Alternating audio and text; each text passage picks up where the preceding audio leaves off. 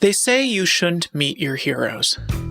Hi, I'm Joseph Fink. I'm a writer and podcaster, and I'd like to introduce you to I Only Listen to the Mountain Goats, the show where I meet my hero, hang out with him in his basement, and have conversations about songwriting, art, and life. This podcast is going to be weird for me because, I'm proud of what I do, but I always try to change the subject if people tell me that my stuff is good. I always try to talk about other people's stuff. We're just going to be listing songs and then saying that's a very good song. I've loved the band The Mountain Goats for years. The music of John Darnielle, singer and songwriter of the group, has been with me through some of my toughest times and happiest moments. And this is a show where I sit down with him to talk through his work, song by song. I remember tracking this song, right? I remember it was after work. It would have been around dinner time. And I didn't have an ending for the song. And I was sort of recording it to see how it sounded and see where it was going.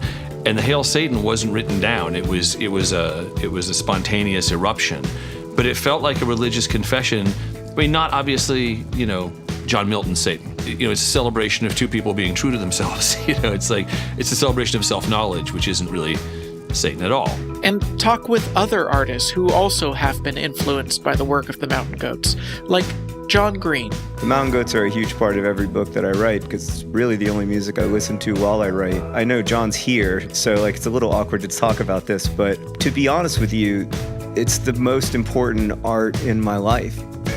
We will listen to the original versions of these songs. 2 tall glasses of sweet iced tea underneath the sweet gum tree, and the love we once nurtured, you and me, disintegrating violently. Stick your tongue out.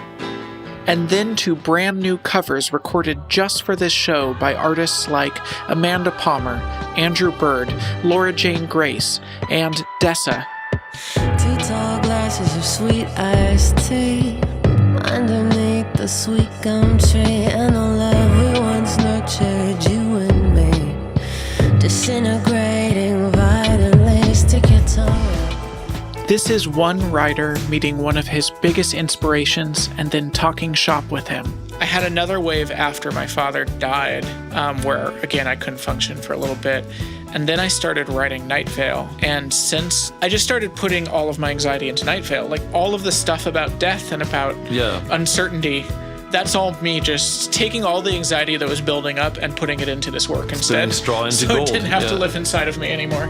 It's for fans of the Mountain Goats or fans of Night Vale and my other work, but it's also for anyone interested in what it means to be an artist or a fan, or, as many of us are, both at once. When I was a child, reading the authors that I loved and listening to the music that I loved, the thing I got from that is that feeling of being understood somehow, and that weird connection, where it's not the person, it's not the stranger, it's the thing they've made that opens this space for self-reflection. I Only Listen to the Mountain Goats, coming September 28th, wherever you listen to podcasts.